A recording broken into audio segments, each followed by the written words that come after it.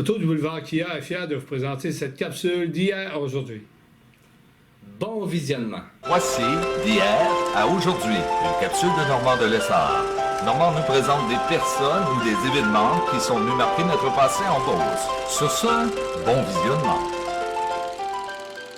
Allô tout le monde, ici Normand de Lessard et bienvenue à une autre capsule d'hier à aujourd'hui.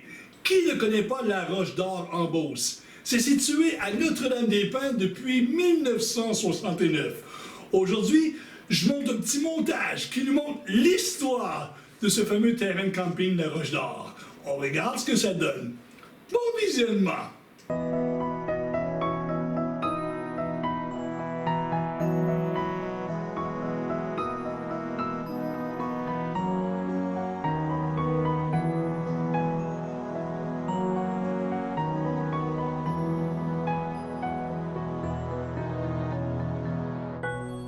La Roche d'Or. On a beau dire que ce nom provient des mines de Saint-Simon, mais derrière cette croyance dort paisiblement l'histoire d'un projet tant désiré entre deux personnes. Il est temps de faire revivre et de donner à ces deux fondateurs le mérite à lequel ils ont droit. C'est à travers cette histoire que je vais vous faire connaître M. Jean-Luc Veilleux et M. Lucien Veilleux. Un rêve, un projet, une réalisation. En descendant du Maine, après une fin de semaine de camping à Hall Orchard, assis confortablement à l'arrière de la voiture, Yvan écoute son père discuter avec sa mère.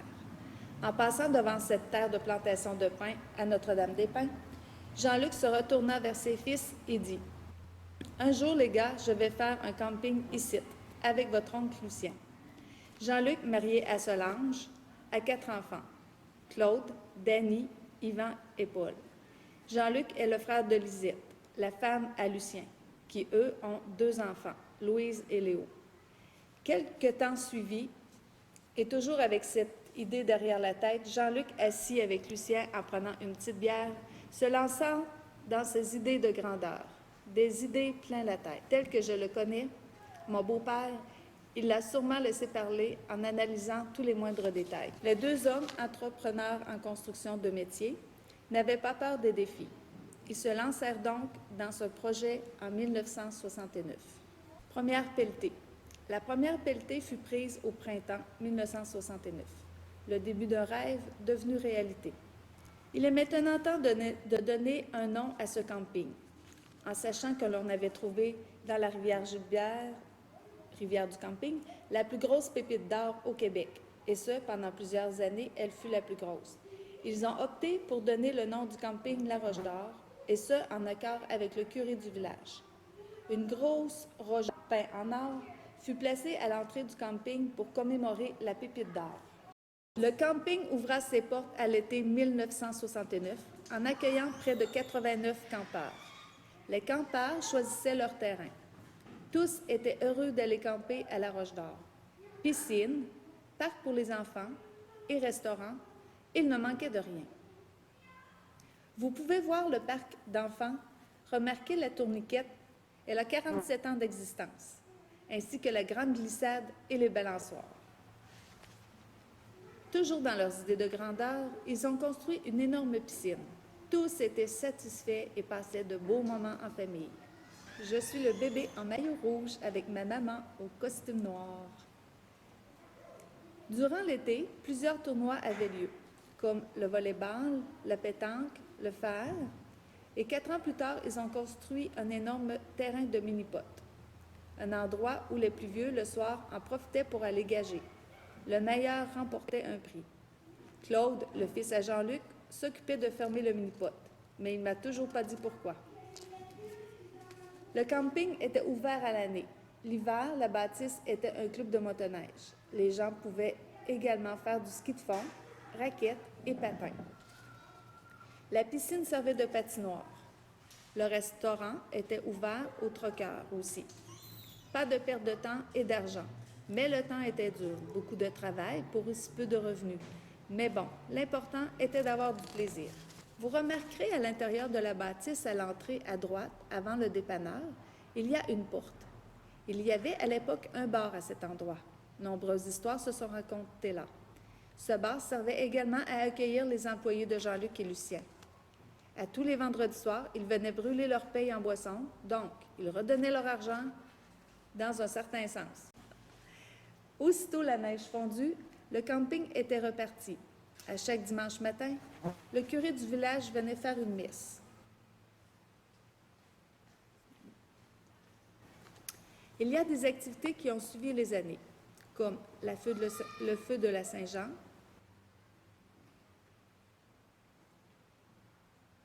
l'Halloween,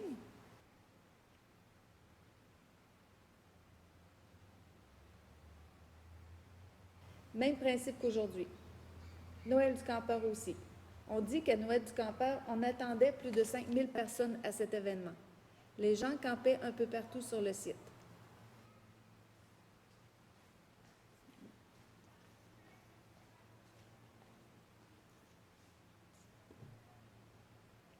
Parade du Père Noël.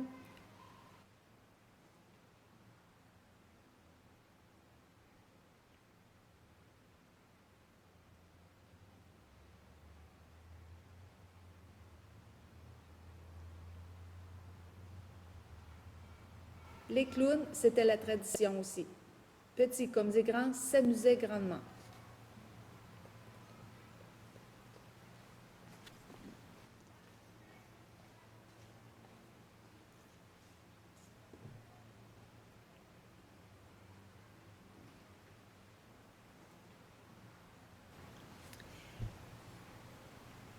Assis sur le Père Noël, c'est moi quand j'avais 2 ans. L'autre photo, c'est encore moi à 4 ans.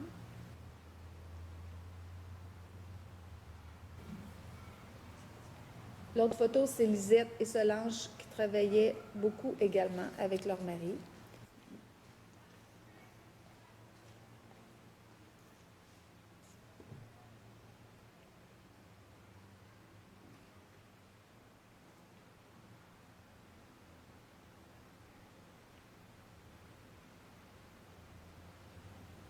Il y avait aussi des duchesses. La grande-duchesse était élue le jour de la parade de Noël du campeur, durant une fin de semaine au complet, jour et nuit.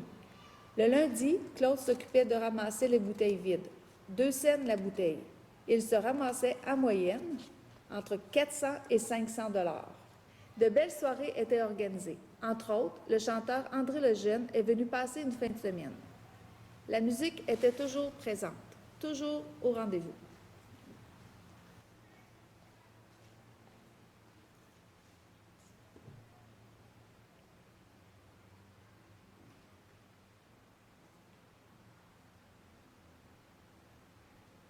Voici d'autres photos prises lors d'une inondation.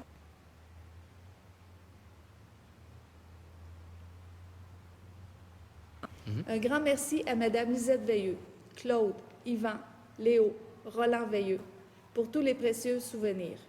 Merci à toi aussi, Ghislain, de m'avoir monté le vidéo. Maintenant, c'est un immense bonheur que j'ai monté ce projet pour vous, mais avant tout, pour toi, mon beau-père, qui doit sourire de là-haut.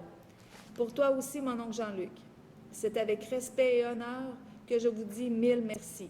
C'est grâce à vous deux que nous sommes tous réunis ici ce soir à notre souper de fermeture, et c'est grâce à vous que cette histoire a commencé. J'aimerais qu'on porte un toast, et nous portons un toast à vous, Lucien et Jean-Luc, ainsi qu'à vos familles pour vous dire encore une fois merci de tout cœur. Je vous aime.